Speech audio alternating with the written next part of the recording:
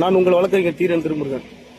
இது எதுக்குன்னா, நேத்து நம்ம நாம் தமிழர் கட்சி சார்பாக வந்து மீனவர் பாசறை ஒரு தகவல் சொன்னாங்க. அதாவது கேரளாவுக்கு மீன் பிடிக்க போன கொச்சின்ல மீன் பிடிச்ச போடுற தரவைக்குள்ள மீனவர்கள், குறிப்பா மணப்பாடு மீனவர்கள் 10 பேர் படகு பகிர்ந்து ஒரு 10 நாள் அவங்கள வந்து தண்ணி இல்லாம அவங்க மீட்கிறதுக்கு ரெடியா இல்ல. முதல்ல நாம் தமிழர் கட்சி தான் அறிக்கை விட்டுச்சு.